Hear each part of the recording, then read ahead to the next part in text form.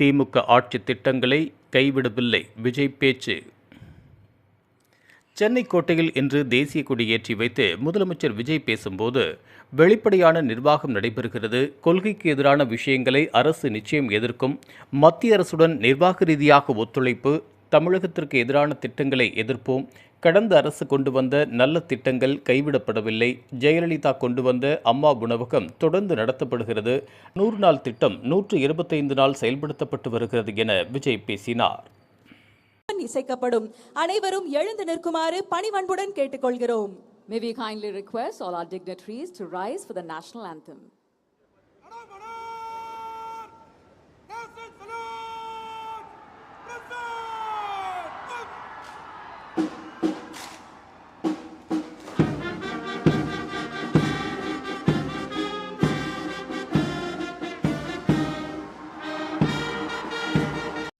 மக்கள் நலன் தான் மிக மிக முக்கியமான ஒரு விஷயம். அந்த அடிப்படையில் தான் தமிழக வெற்றி கழக அரசு செயல்பட்டுக்கிட்டு வந்துகிட்டு இருக்கோம். அதே அடிப்படையில் தான் மக்கள் நலன் சார்ந்த திட்டங்கள்லையும் நம்ம சென்ட்ரல் கவர்மெண்டோட நிர்வாக ரீதியா ஒத்துழைப்போட இருக்கிறோம்.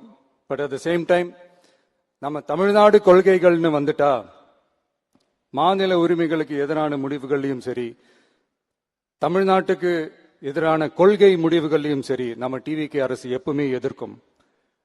அதுல எந்த மாற்று கருத்துமே கிடையாது. அதே மாதிரி இதுக்கு முன்னாடி நிறைய திட்டங்கள்லாம் கொண்டு வந்திருக்காங்க. அதுல எதெல்லாம் மக்களுக்கு யூஸ்ஃபுல்லா இருக்கிற மாதிரி திட்டங்கள் இருக்கோ அதெல்லாம் கண்டினியூ பண்ணிக்கிட்டு தான் இருக்கிறோம். ஃபார் எக்ஸாம்பிள், ஜெயலலிதா மேடம் கொண்டு வந்த அம்மா உணவகம் திட்டம், அது இன்னும் மெருகேற்றி கண்டினியூ பண்ணிக்கிட்டு தான் இருக்கிறோம்.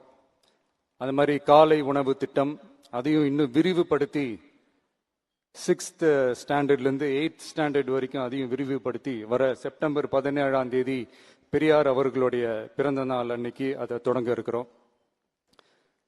ஸோ நம்மளுடைய அரசு, உங்களுடைய அரசு இந்த 3 மாசம் ஆகுது. இந்த 3 மாசத்துல விவசாயிகளின் பயிர்க்கடன் ரூபாய் 5932.23 கோடி தள்ளுபடி செய்யப்பட்டுள்ளது. குறுவை சாகுபடி தொகுப்பு திட்டத்திற்கு ரூபாய் 134.83 கோடி வழங்கப்பட்டுள்ளது. ஒன்றிய அரசு நிதியுடன் ரூபாய் 12,642 கோடியில் 125 நாள் வேலைவாய்ப்பு திட்டம் மற்றும் ஜல் ஜீவன் குடிநீர் திட்டம் ரூபாய் 18,123.05 கோடியில் செயல்பாட்டிற்கு கொண்டு வரப்பட்டுள்ளது. சுகாதாரத்துறையில் சேவைக்கு நலம் AI செயலி கொண்டு வரப்பட்டுள்ளது. பேரறிஞர் அண்ணாவின் பிறந்த நாளான செப்டம்பர் 15ஆம் நாள் தாய்மாமன் தங்க மோதிர திட்டம் ரூபாய் 755.83 கோடியில் தொடங்கப்பட உள்ளது.